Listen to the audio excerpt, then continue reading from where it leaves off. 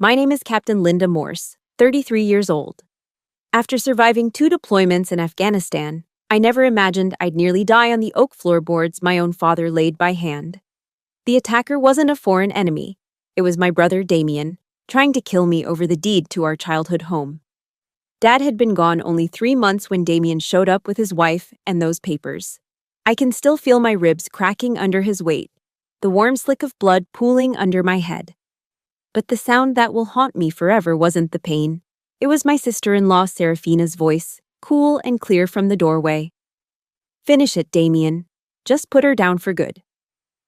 Before I share what happened that day and how everything changed, let me know where you're listening from. And hit that like button if you know that when money gets involved, sometimes blood means nothing.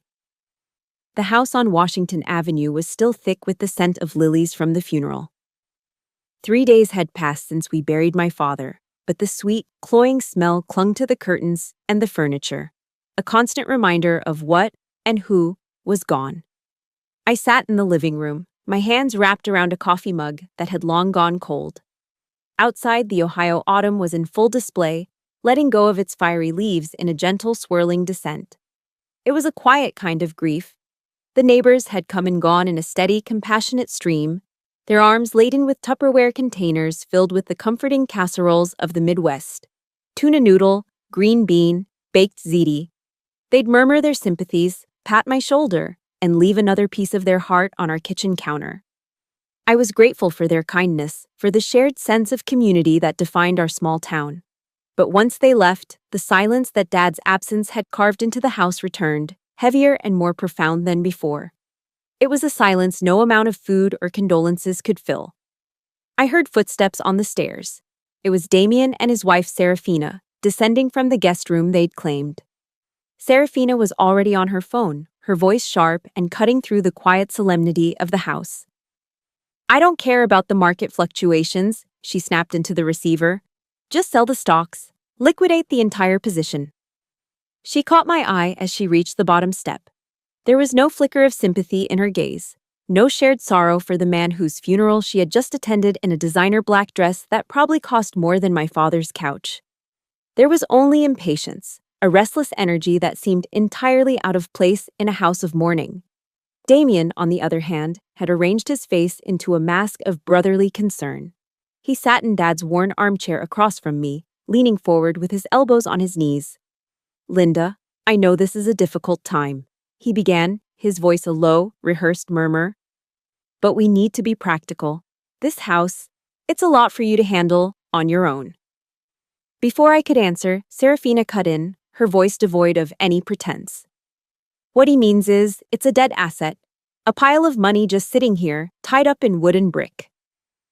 I stared at her, then at my brother, the man I'd built forts with in this very living room. The words felt like stones thrown into a still pool. "This is my home," I managed to say, my voice barely a whisper, hoarse from days of unshed tears. Later that afternoon, our family lawyer, Alistair Finch, arrived. He was a kind, older man who had known my father for 40 years, and his presence brought a fleeting sense of stability. He sat us down at the dining room table and explained the will. It was simple, and I thought, incredibly fair. The house was left to me, as Dad knew it was the only home I'd ever truly had. However, the will stipulated that I was to pay Damian half of the house's appraised value within 5 years. It was my father's last attempt to be equitable, to take care of both his children. Damian did not see it that way. 5 years? He let out a dry, humorless laugh that echoed unnervingly in the quiet room. The old man thought I could wait 5 years. Serafina crossed her arms, her perfectly manicured nails tapping against her silk blouse. She looked at me, not as a sister-in-law, but as an obstacle, an insect to be brushed aside. "Our lawyer will be in touch, Mr. Finch," she said, her tone icy. There was clearly some undue influence at play here. Mr. Finch looked shocked, but he maintained his professional composure, packed his briefcase, and left us to the suffocating atmosphere they had created. The moment the front door closed, the facade of brotherly concern evaporated from Damian's face, replaced by a raw, undisguised contempt. He loomed over me, his shadow falling across the table. What did you do, Linda? He snarled. Did you brainwash him in his final days? Fill his head with your pathetic war stories while I was in Chicago working for a living? I was speechless. The accusation was so vile, so far from the truth, that my mind couldn't form a response. What are you talking about? I finally stammered. Don't play innocent, he growled, his voice low and menacing. You've always been his perfect daughter in your damn uniform, the righteous Captain Morse. But you're just a grunt, living off taxpayer money. I'm the one who makes real money, who built something of himself. He turned and stormed back up the stairs, Serafina trailing behind him like a loyal viper. I was left alone in the silence, the smell of lilies suddenly feeling like a funeral shroud. The words he'd thrown at me hung in the air, sharp and poisonous. In that moment, I realized a terrible truth. My war wasn't over when I came home from Afghanistan. It had just begun, right here, in the place I was supposed to be safe. Numbly, I walked into my father's study, a small room off the kitchen that smelled of sawdust and old books. I needed to feel close to him to find some piece of the honorable man I remembered. My fingers traced the spines of his history books until they landed on a worn, leather-bound ledger on his desk. It was his old expense book. I opened it, the pages crinkling under my touch. His handwriting was as neat and precise as he had been. I saw the usual entries: groceries, property tax, electric bill. But then another set of entries started to appear, over and over, spanning years. For Damian, rent money. For Damian, car repairs. For Damian, investment. The sums were staggering. My father, a retired veteran on a fixed pension, had been bleeding himself dry for years to fund his son's life in the city. The injustice of it settled in my chest, a cold, heavy weight. This wasn't a recent development.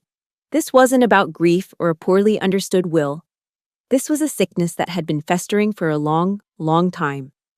I closed the book, the question forming in my mind, a quiet dread that would soon become a battle cry. When did this all begin?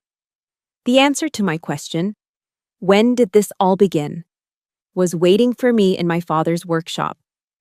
The air in there still held the scent of him, a comforting mix of pine shavings, machine oil, and the faint aroma of the pipe tobacco he used to smoke on the porch.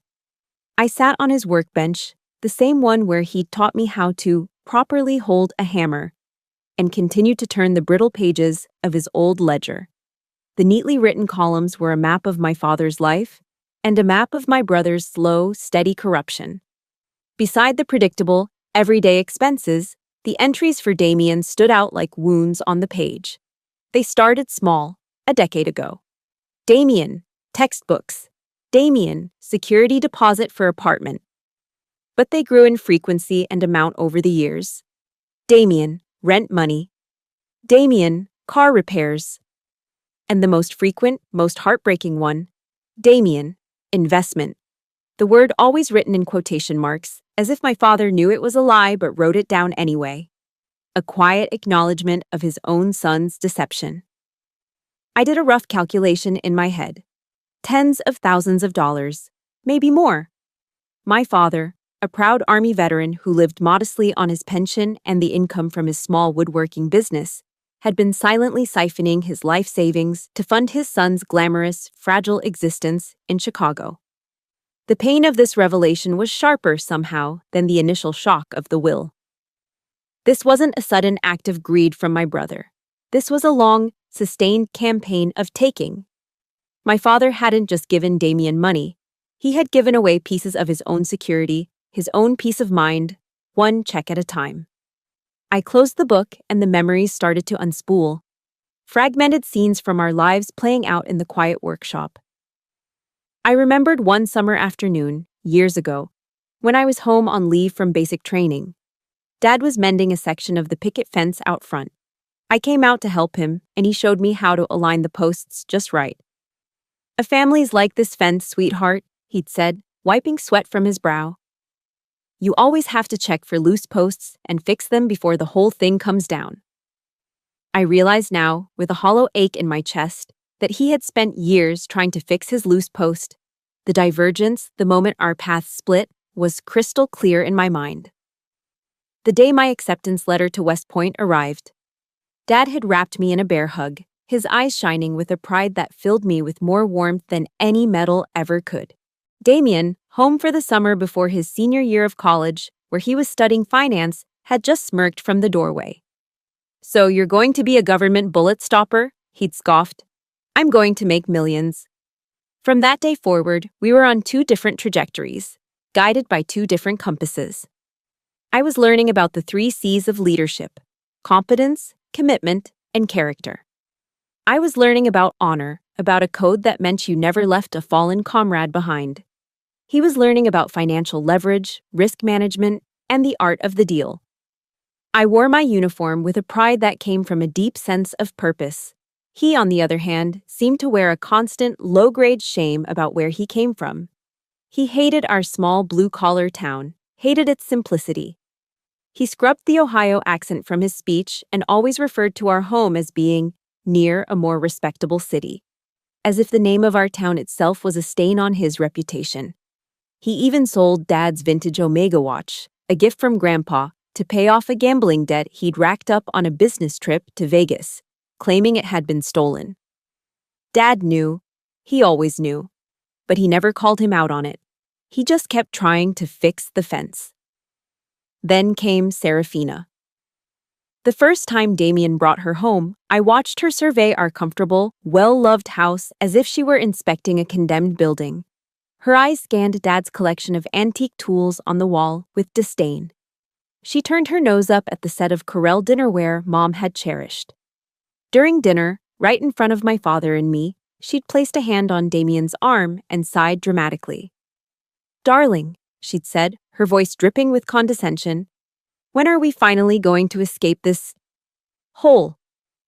My father didn't say a word. He just quietly finished his meatloaf. But I saw the light in his eyes dim just a little. I saw the slight slump in his shoulders. He knew in that moment that his son had chosen a partner who amplified his worst qualities. His ambition curdled into greed, his shame into outright contempt. She wasn't just a bad influence, she was gasoline thrown on a smoldering fire.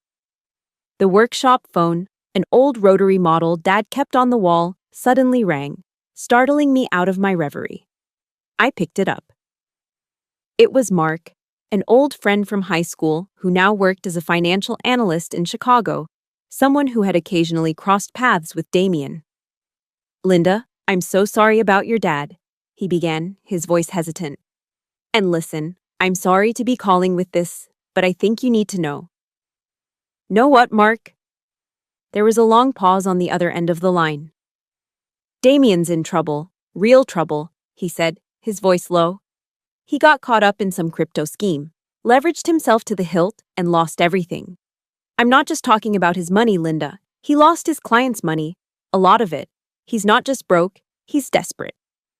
As Mark's words sank in, the final pieces of the puzzle clicked into place.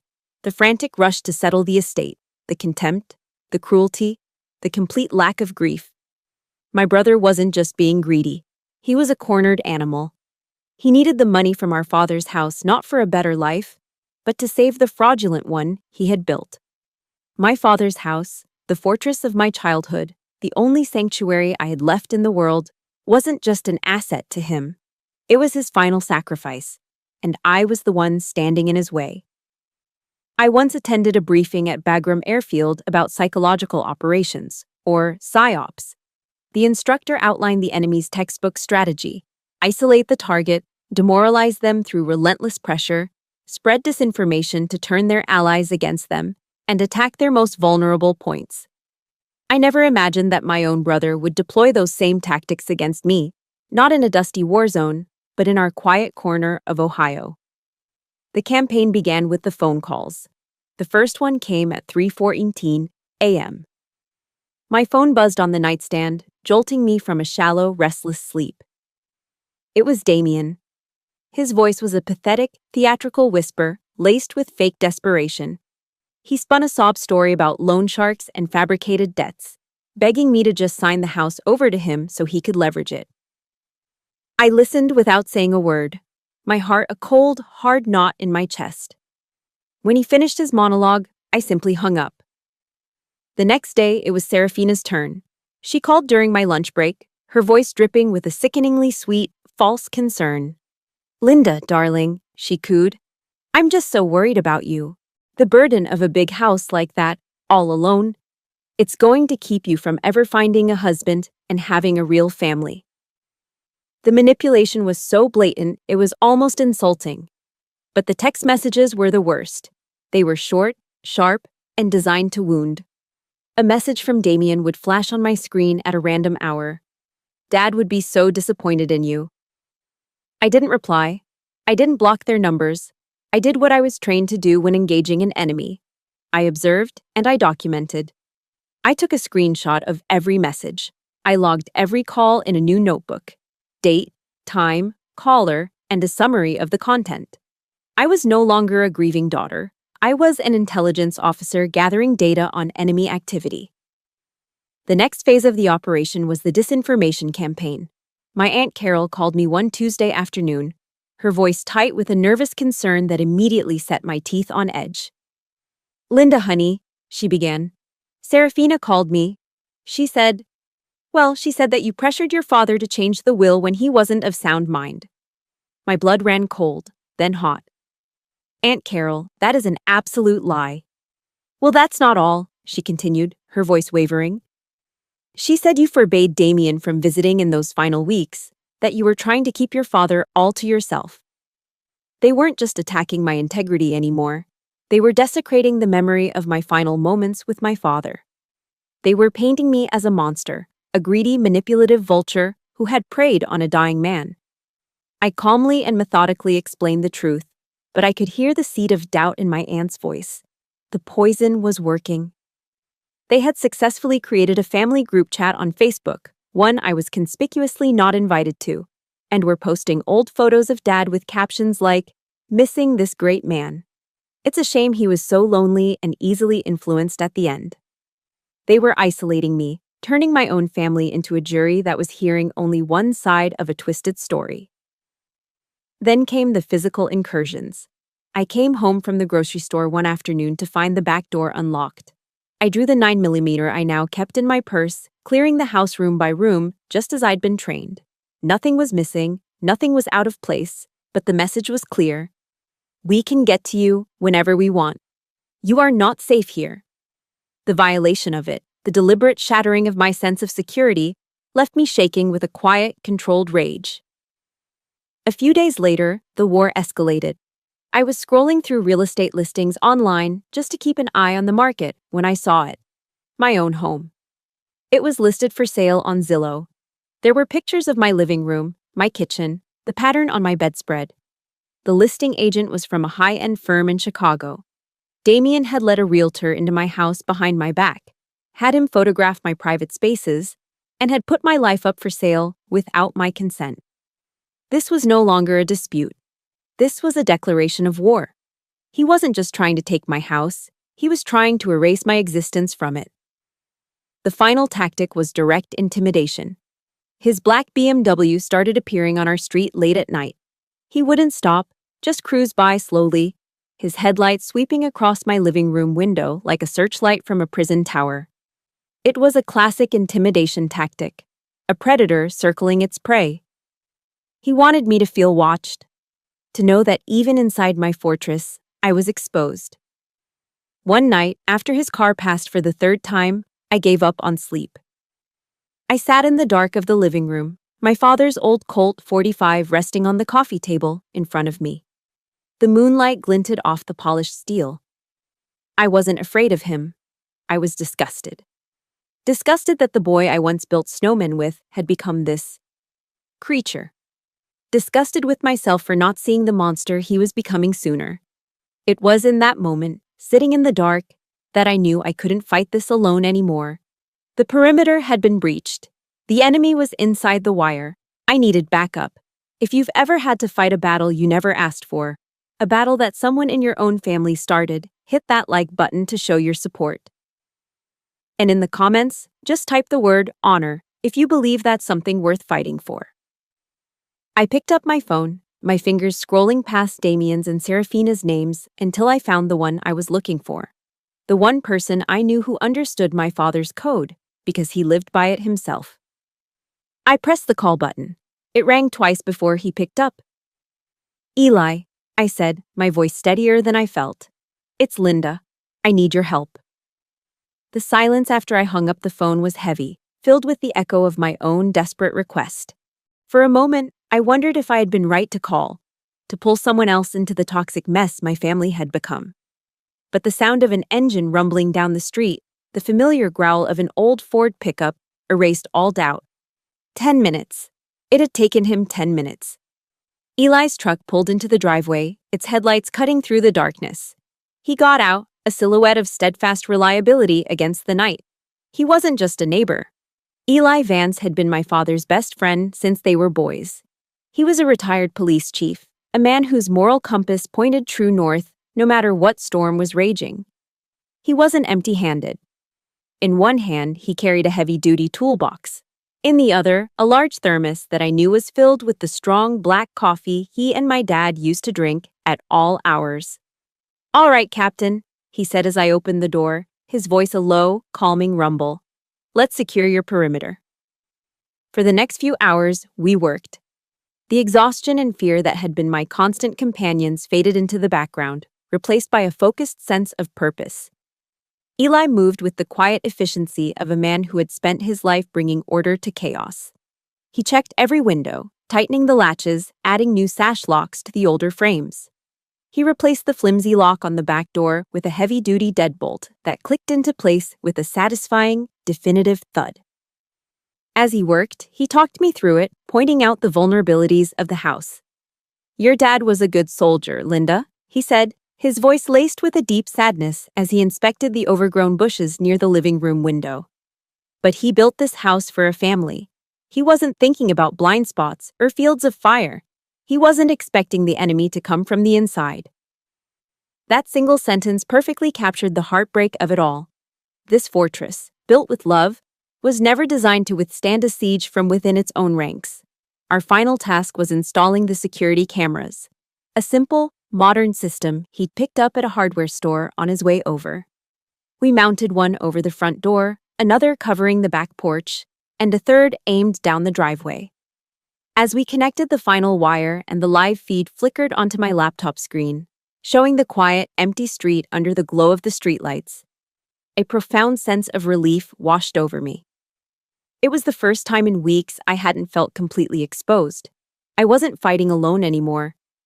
The sky was beginning to lighten in the east when Eli finally declared the job done. He went out to his truck and returned with a foil-covered casserole dish. "Martha sent this," he said, placing it on the kitchen table. "She's worried sick about you. Said a soldier can't fight on an empty stomach."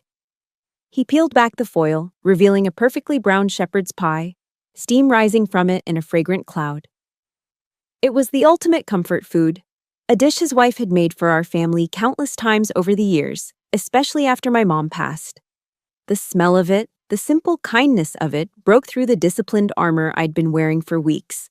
We sat at the kitchen table, the same table where my father had helped me with my homework, and ate in a comfortable silence.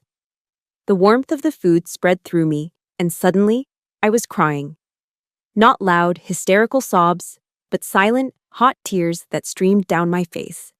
I was crying for my father, for my broken family, for the sheer exhaustion of it all. But mostly, I was crying out of gratitude for the man sitting across from me, who represented a decency and loyalty I thought had vanished from my world. Eli didn't say anything, he just let me cry. And when the tears subsided, he started to talk. He told me stories about my dad I'd never heard before. He told me about the time they went on a disastrous fishing trip and lost their canoe, about how my dad had spent a whole weekend helping him re-shingle his roof after a bad thunderstorm, refusing to take a dime for it. "This house, Linda," he said, gesturing around the kitchen. "It's not just a building, it's a part of this town's memory. Your dad's memory is in every board he cut, every nail he hammered. He was a good man. The best I ever knew." His words were a balm on a raw wound, reminding me of what I was fighting for. Not just a piece of property, but a legacy of honor. As the sun rose properly, casting golden light into the kitchen, Eli stood up to leave. He placed a heavy, calloused hand on my shoulder. His grip was firm, reassuring. "Linda," he said, his gaze serious and unwavering. "I made a promise to Arthur a long time ago. I told him I'd always look out for his kids."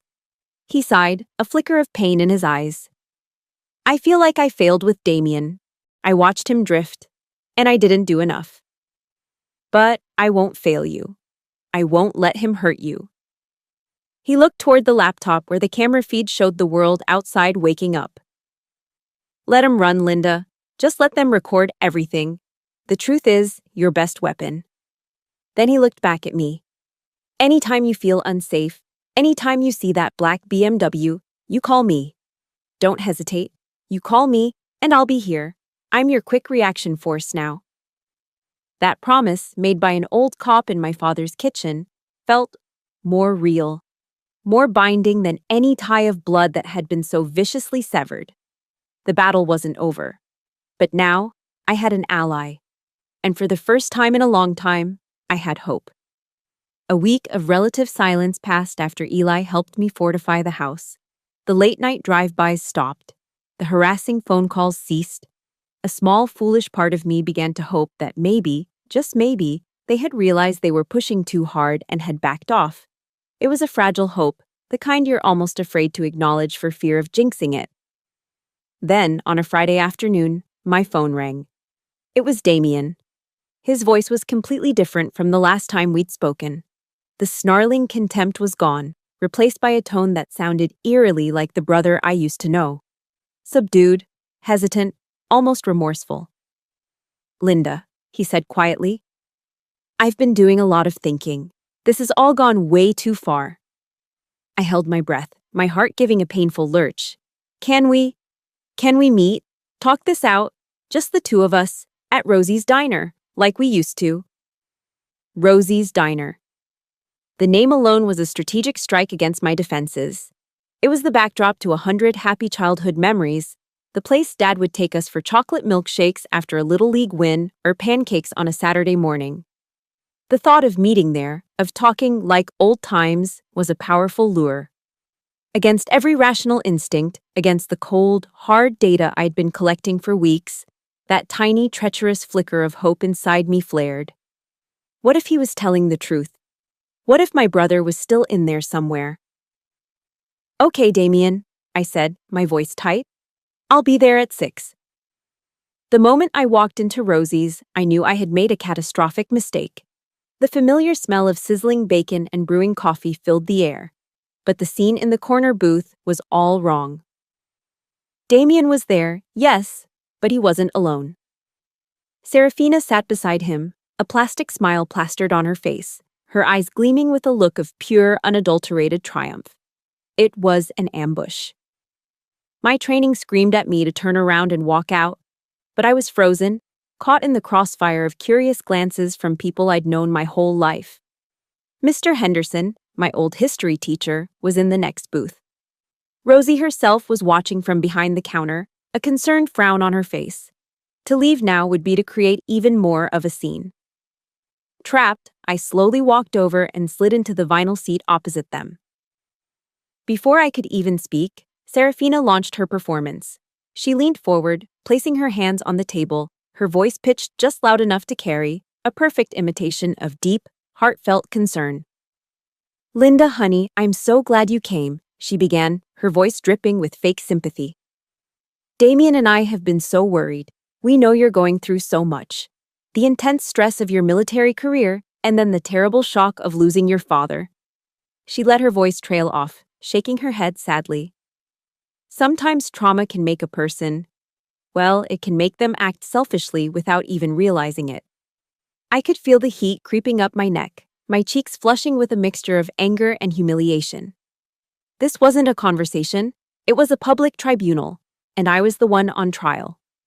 Every eye in the diner felt like it was on our table. I kept my voice low and even. "Serafina, I have no idea what you're talking about." Damian jumped in, taking his cue perfectly. He raised his voice just a little, ensuring Mr. Henderson could hear every word. "Linda, Just stop being so stubborn. It's okay to admit you need help. You know Dad wasn't in his right mind at the end. You took advantage of him. The accusation, so bald-faced and cruel, hung in the air between us. I felt a wave of dizziness. This couldn't be happening. Not here, not in front of everyone. Serafina leaned in to deliver the final, killing blow. Her smile was gone, replaced by a look of cold pity. Her voice was like the cut of a razor blade. We just want what's rightfully ours, Linda. You can't just hoard that house forever, wallowing in the past. You need the money for proper treatment. She paused for dramatic effect. PTSD is a very real thing. We've been reading about it. And it's clearly turning you into someone you're not. Someone angry. Someone irrational. That was it. The last straw. In all my time in the service, I had never felt a rage like this. They had taken the thing I was most proud of, my uniform, my service, my sacrifice. And they were twisting it into a weapon to use against me, to paint me as unstable, as broken. It was the lowest, most despicable blow imaginable. My code of conduct as a soldier flashed through my mind. I will never surrender of my own free will. I would not surrender to this. Slowly, deliberately, I placed my hands flat on the table and pushed myself up. My movements were calm, controlled. I looked down at them, at their two expectant, predatory faces. The noise of the diner seemed to fade away into a dull roar. You two are despicable, I said. My voice wasn't loud, but it was clear and cold as ice, cutting through the low murmur of the restaurant. I turned my eyes to Damian, to the stranger wearing my brother's face. You are no longer my brother, I said. The words felt like stones, but they were the truth. Then I turned my back on them. I walked out of that diner, head held high, not looking back. I could feel their stares and the stares of everyone else, burning into my shoulder blades. I didn't stumble. I didn't run. I just walked. I didn't cry. The fury inside me had incinerated every last tear. By the time I reached the cool air of the parking lot, by the time I got into my truck and shut the door, I knew that any hope for peace, any lingering memory of the family we once were, was dead and buried. Back at the house, I walked straight to the mantelpiece and stood before the framed photograph of my father, taken the day he retired from the army, standing tall and proud in his dress uniform. I looked into his kind, honorable eyes, and the dam of my control finally broke. A single, hot tear traced a path down my cheek. I'm sorry, Dad, I whispered to the man in the photograph. I tried to do this your way. I tried to be quiet. I tried to be dignified. I wiped the tear away with the back of my hand. I can't be silent anymore. The 2 days after the diner ambush were quiet. Too quiet. It was the kind of unnatural calm that comes before a hurricane, a silence pregnant with violence. I spent those 48 hours in a state of heightened alert, my senses sharp, my body humming with a low-grade adrenaline. I cleaned my weapons. I reviewed the camera footage. I slept in short, fitful bursts, always with one ear open. I knew they were coming. My vow in front of my father's photograph had changed the equation. The time for absorbing their attacks was over. Now, I would meet force with force. They came on Saturday morning. The sun was bright, the sky a crisp autumn blue. Birds were chirping. The world outside was deceptively peaceful. But when Damian's black BMW pulled into my driveway, my heart didn't leap with fear. It settled into a cold, hard rhythm. This was it. My phone was already in my hand. I sent a single, prearranged word to Eli. Here. I watched them on the security camera feed as they walked up to the front porch. Damian's face was a mask of grim determination. Serafina looked bored. When the doorbell rang, I took a deep breath, holstered my pistol at the small of my back, hidden by my jacket, and went to the door.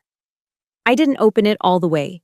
I stood in the threshold, my body blocking the entrance, a human barrier. I made myself clear, I said, my voice flat and devoid of emotion. You are not welcome here. For a split second, Damian looked taken aback by my cold defiance. Then the rage returned. With a guttural roar, he slammed his shoulder into the door, forcing it open and sending me stumbling backward into the entryway. He and Serafina stormed in, bringing the stench of their malice into my home. "We're ending this today," Damian snarled. He was waving a sheaf of papers in his hand, some kind of legal document his shark of a lawyer had probably drafted. "You're going to sign the papers to take out a mortgage on this house, and you're going to give us the money. Or I swear to God, I will burn this place to the ground with you in it." I looked at his contorted face, at the desperation churning in his eyes. The last shred of the brother I knew was gone, consumed by the monster he had become. "Never," I said.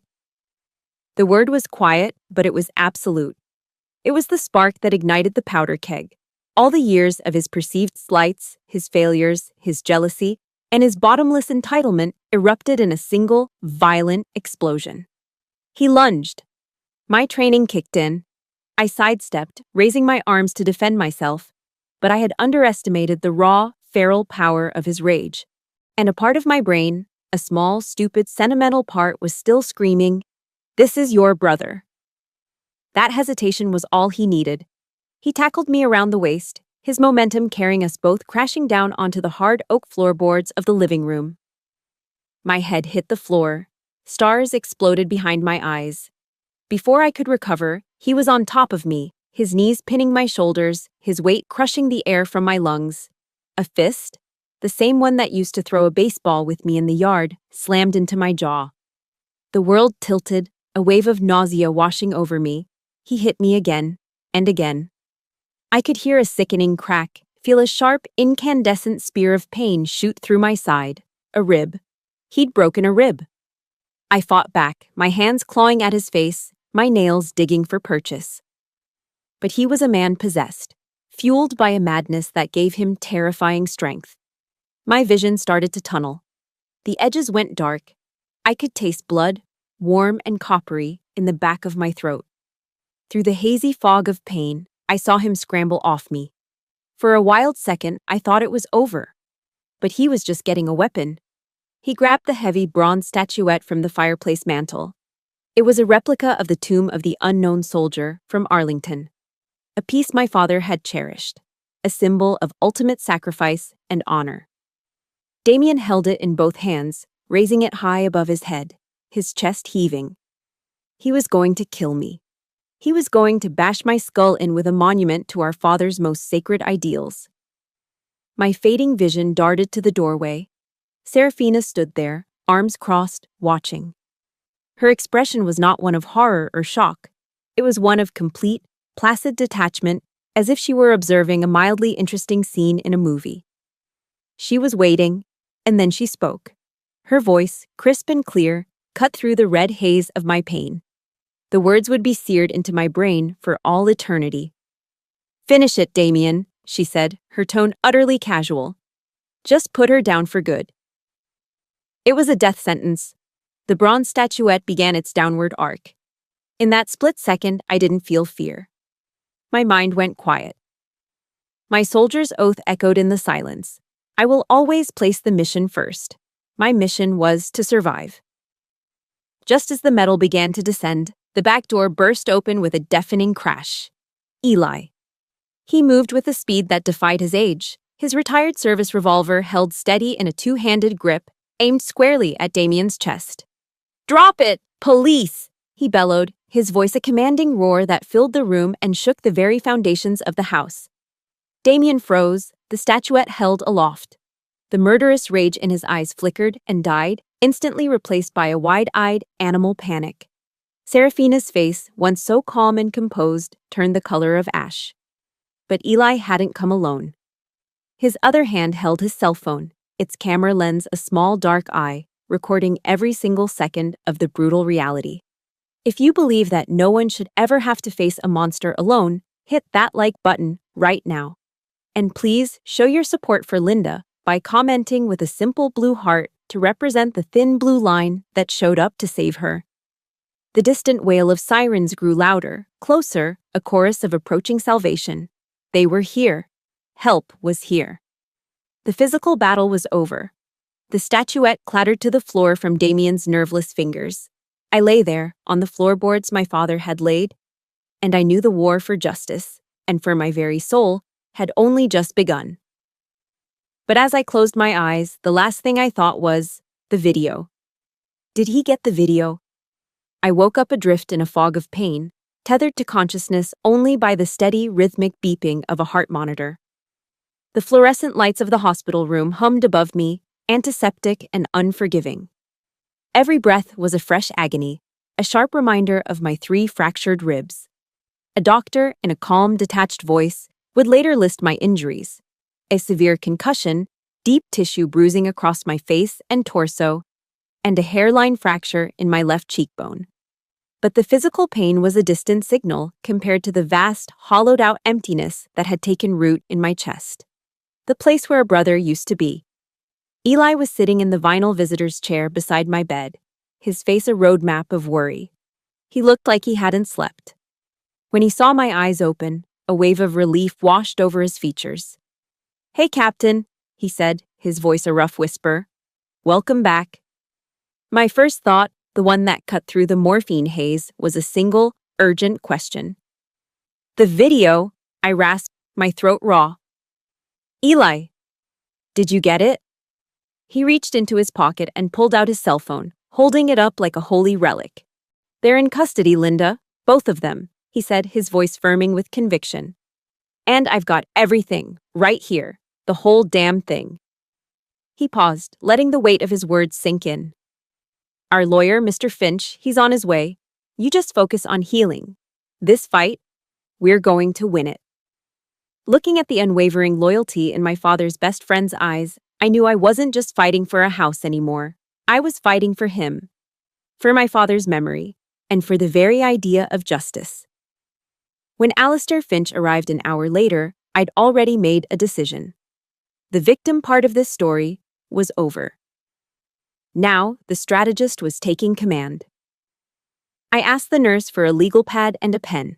Propped up against the pillows, with a throbbing headache that felt like a blacksmith's hammer inside my skull, I began to write. I constructed a timeline. It was as precise and detailed as any after-action report I'd ever filed. I started with the day of Dad's funeral and moved forward, documenting everything. Every 3 a.m. phone call, every manipulative text message, every lie spread to our relatives, the Zillow listing, the late-night drive-bys. I noted the date, the time, and the content of each hostile action. I was no longer a daughter processing trauma. I was an officer building a case, laying out the enemy's pattern of escalating aggression. When I handed the 9 handwritten pages to Mr. Finch, he read them in silence, his expression growing more grim with each page. When he finished, he looked up at me, a new level of respect in his eyes. "Captain Morse," he said, his voice quiet but firm. "Your discipline, even now, is astonishing. This is exactly what we need. This isn't just a he said, she said. This is a meticulously documented campaign of harassment and intimidation. They will not be able to claim this was a spontaneous act of passion. You've proven their intent." While I was recovering, Eli was doing what he did best.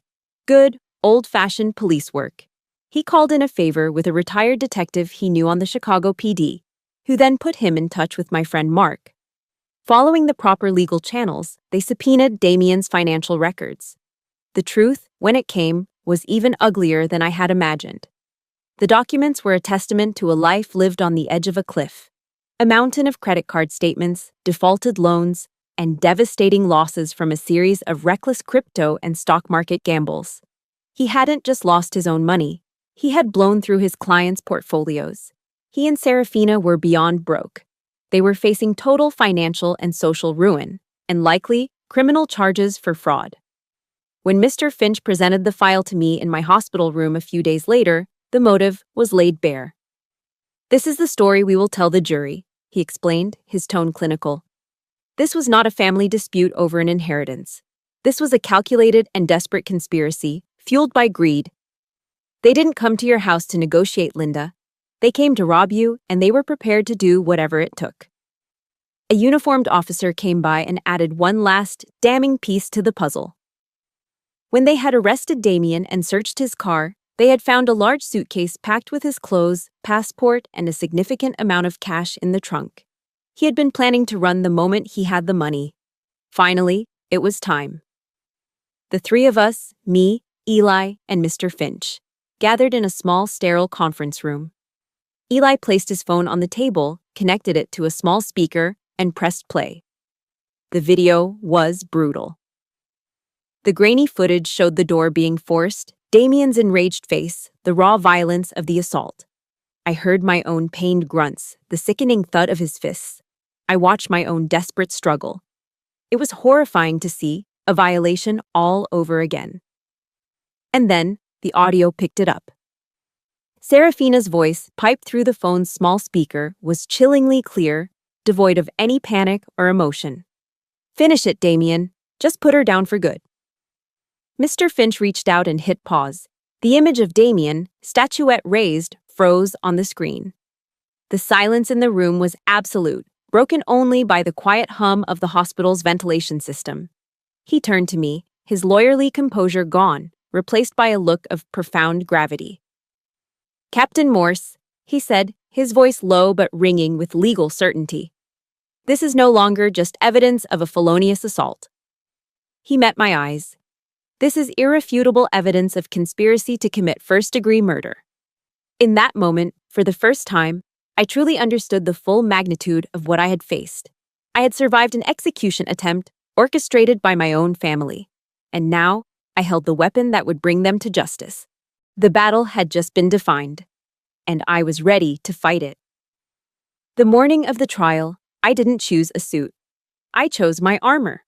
My Army service uniform, the deep blue jacket crisp and perfectly pressed, the ribbons on my chest representing years of dedication, the brass buttons polished to a mirror shine. Walking into the county courthouse felt like stepping onto a different kind of battlefield. This wasn't about winning or losing ground. It was about a fight for the truth itself. My decision was deliberate.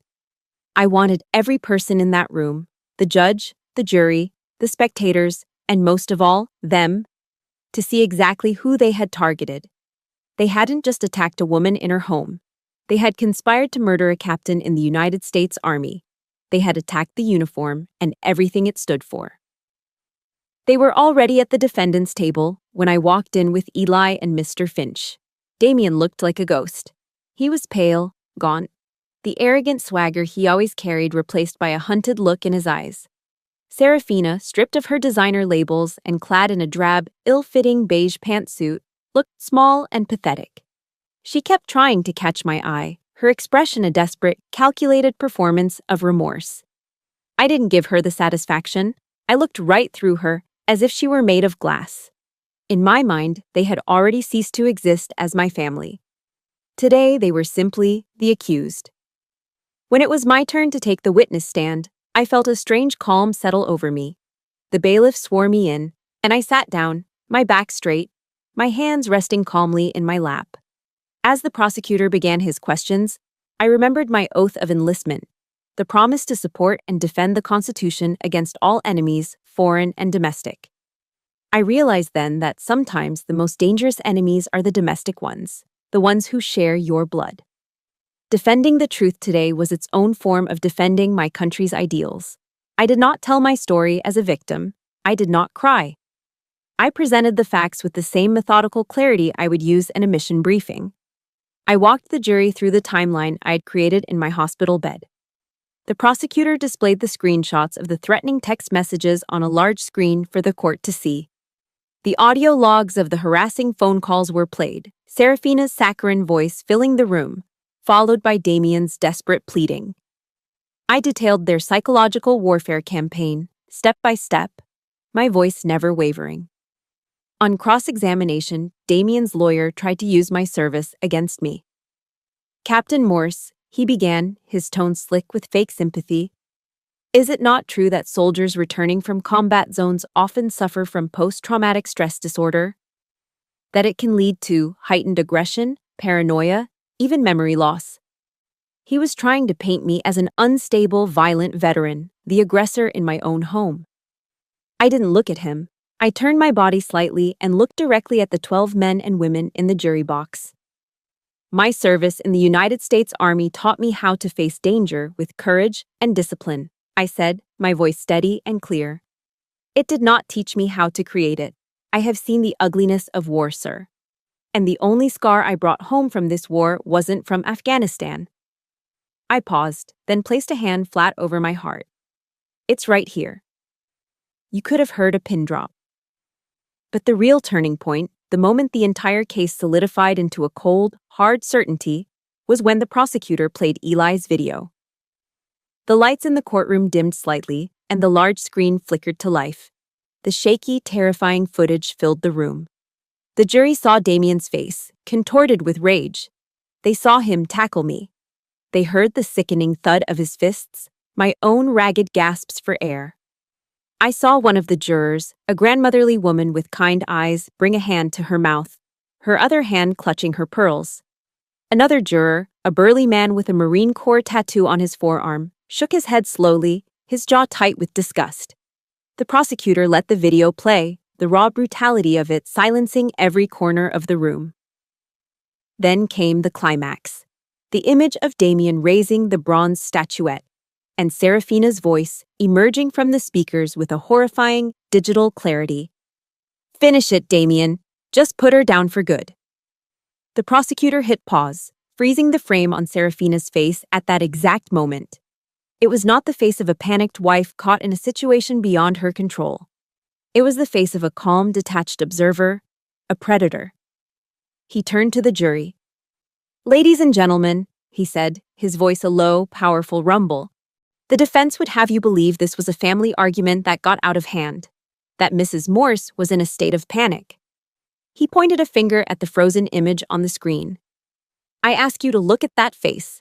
Does that look like the face of a woman in a panic? The silence that followed was her true conviction. In the gallery, I saw Serafina's mother, a woman who had always treated me with kindness, bow her head and begin to sob quietly into her hands. The performance was over, the lies were dead. The raw, ugly truth had been laid bare for all to see. The jury took less than an hour. When they filed back in, their faces were grim, their duty heavy but their resolve absolute. I watched the foreperson, the woman with the pearls, as she handed the verdict slip to the bailiff.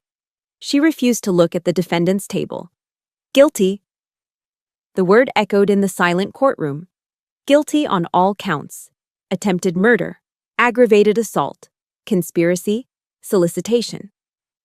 Damian slumped in his chair as if his strings had been cut. Serafina just stared blankly ahead, her mask finally, irrevocably shattered. As the judge read the sentences, long, substantial prison terms for both of them, he took off his glasses and looked directly at them, his voice filled with a cold, righteous anger. You did not just attack a member of your family, he said, his words a final, damning judgment. You desecrated the memory of a decorated veteran, you weaponized the honor of military service, and you defiled the very concept of what a home should be. You are a disgrace. As the bailiffs led them away in handcuffs, I didn't feel joy. I didn't feel triumph. I just felt release. A profound, bone-deep sense of release. The war was over. Justice, finally, had been done. Walking out of the courthouse, I was enveloped in a strange bubble of silence.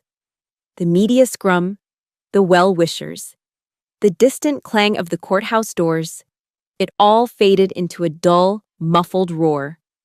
The adrenaline that had sustained me for months finally drained away, leaving behind a profound, bone-deep exhaustion. The war was over, but the battlefield was still littered with wreckage. As Eli and I made our way towards the parking lot, we came face to face with them. My Aunt Carol, my cousins, a few other relatives who had been in the gallery. They had heard Serafina's poison, and for a time, they had believed it. They stood there now, their faces a mixture of shame, pity, and uncertainty. Aunt Carol opened her mouth to speak, her hand half raised in a hesitant gesture. I didn't say a word. I just stopped and looked at her, at all of them. My gaze wasn't angry or accusatory, it was just clear. In that single silent moment, they saw the truth they had refused to see before, and they saw the chasm that now lay between us.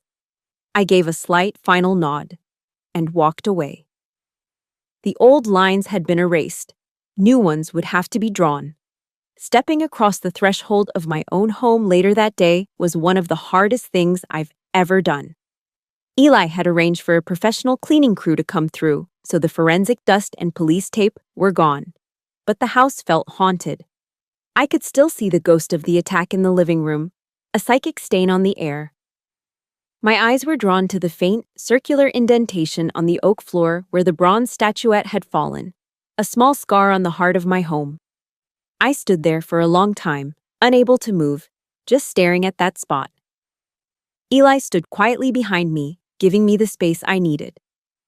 "It's not a crime scene anymore, Linda," he finally said, his voice gentle. "It's your home.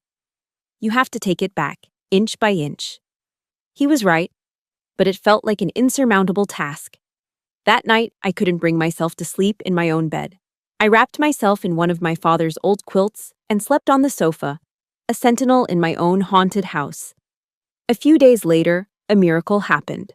Or rather, the Ohio equivalent of one. A convoy of pickup trucks and minivans pulled up outside.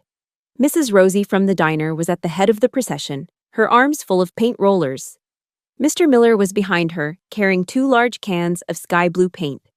A dozen other neighbors and townspeople followed, carrying paint trays, brushes, drop cloths, and flats of yellow rose bushes. They didn't make a big speech. They didn't ask a lot of questions. They just got to work. It was a silent, communal act of atonement and support. They were washing the walls and the town's conscience clean.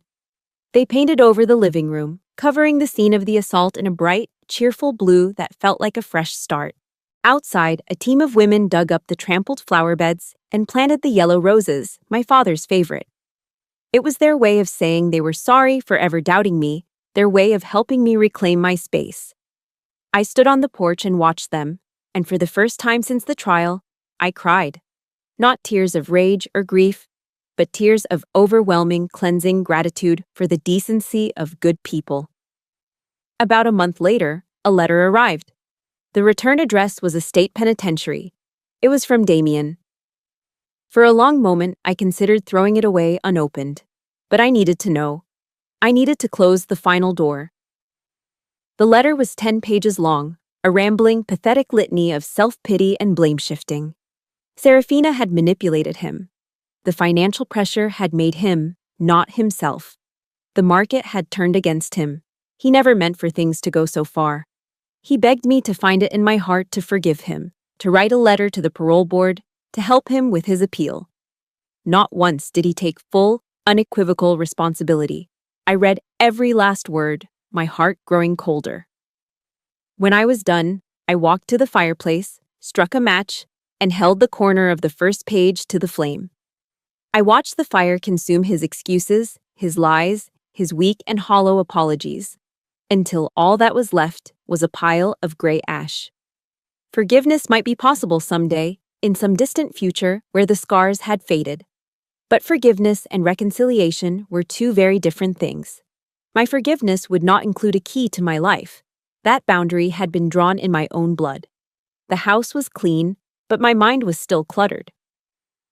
On the advice of a fellow veteran, I made a call to the local VA and started therapy. My therapist, a wise woman who had seen it all, gave me a book by Viktor Frankl, the Holocaust survivor. I was struck by one of his quotes. "When we are no longer able to change a situation, we are challenged to change ourselves." I couldn't change what Damian had done, but I could change what I did with the aftermath. I started spending my days in my father's workshop. At first, I just sat there, breathing in the familiar scent of sawdust. Then, I started to clean, to organize his tools, feeling the worn wooden handles he had shaped with his own hands. And then slowly, I began to create. I took a rough block of basswood, and with one of my dad's carving knives, I started to whittle.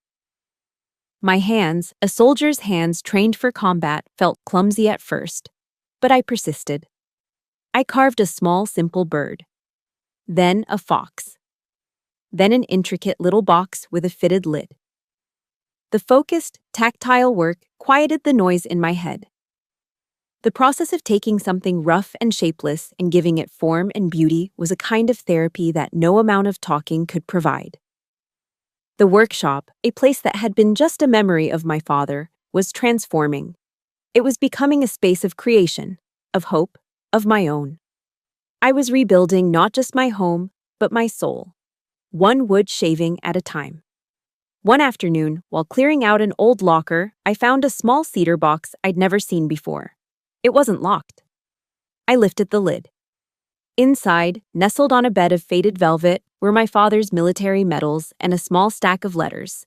One, written on old army stationery, was addressed to me. I unfolded it carefully. His familiar handwriting met my eyes.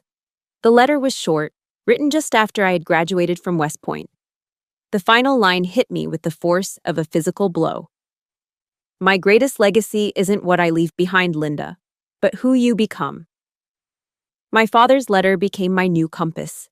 His words, "My greatest legacy isn't what I leave behind, Linda, but who you become," replayed in my mind, freeing me from the past. For years, I had defined my life by that house, first as a daughter within its walls, and then as its fierce protector. I had defended the fortress. I had reclaimed it. I had cleansed it of its ghosts. But sitting in the sunlit peace of my father's workshop a few years after the trial, surrounded by the smooth, finished wood of my own creations, I finally understood. The house was his legacy, but it wasn't meant to be mine. My role as its guardian was over. To truly become the person he hoped I would be, I needed to build a future of my own making, not just inhabit his. I decided to sell the house. When I told Eli, he was quiet for a long moment, his gaze fixed on the yellow roses that now bloomed riotously along the fence. I thought he would be disappointed, that he would see it as letting go of my father's memory. But then a slow, knowing smile spread across his face. "Arthur would have understood," he said, his voice thick with emotion. "He built this house to be a place of happiness and safety for his family. He would have wanted his daughter to be happy, not to be a prisoner of the past, no matter how beautiful the prison. I didn't sell the house to the highest bidder. I didn't want it to go to some developer who would tear it down, or to a family who saw it only as a collection of bedrooms and bathrooms. I needed to know its spirit would live on. I chose the new owners carefully. They were a young military family, Sergeant Mike Evans, his wife Sarah, and their two small children, a boy and a girl.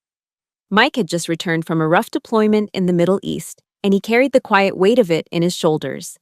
They were looking for a place to put down roots, a quiet harbor in a turbulent world.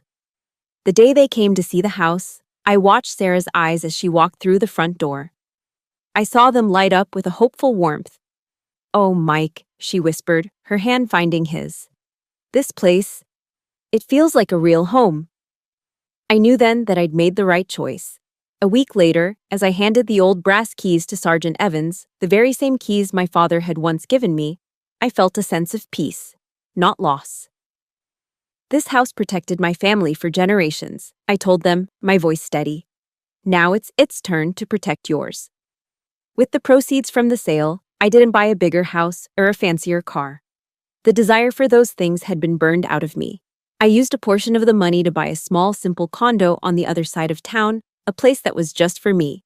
And with the rest, the majority of it, I did something that I knew would have made my father burst with pride. I established the Arthur Morse Foundation. It was a small, local nonprofit with a simple mission. Using my father's old workshop as our headquarters, we started offering free woodworking and art therapy programs for veterans and their families. It became a place for them to come, to work with their hands in a quiet, focused way, and to connect with others who understood the silent language of trauma. It was a place to mend the invisible wounds of war, just as I had. The story ends here, but it also begins here. It ends on a Saturday morning, a few years later. The Ohio sun is streaming through the windows of the workshop, illuminating floating motes of sawdust like tiny golden stars. The air is filled with the scent of freshly cut cedar and the low hum of lathes and sanders. It's a sound of creation, not destruction. I'm standing beside Sergeant Mike Evans, who now comes every weekend. I'm showing him how to sand the curved wings of a small wooden airplane he's making for his son's birthday. And he is smiling. A genuine, unguarded smile that lights up his whole face, a smile that his wife, Sarah, later tells me, with tears in her eyes, she hadn't seen since before his last deployment. I look around the room. I see a former Marine, a woman who did 2 tours in Iraq, meticulously carving a delicate flower. I see an old Vietnam vet teaching a young soldier who lost his leg in a roadside bomb how to turn a bowl on the lathe.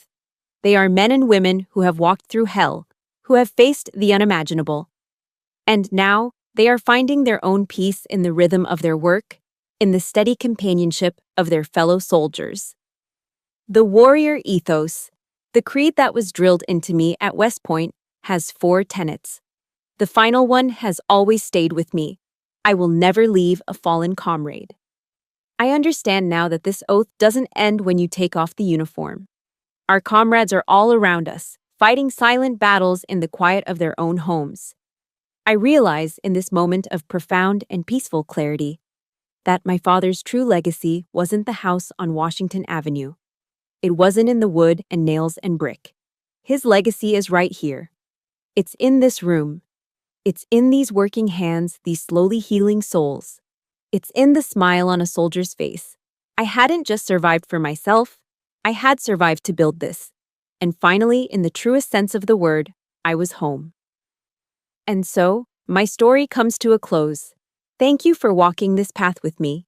My fortress was once made of wood and nails, but I learned that the strongest walls are the ones we build inside ourselves. Walls of honor, resilience, and hope. Whatever battles you are facing, know that they do not have to be your entire story. It's what you build from the ashes that defines your true legacy. If stories of strength and survival resonate with you, I invite you to follow the channel and become part of our community. And if you know a fellow soldier who needs to hear that they are not alone, please share this story with them. Thank you for listening.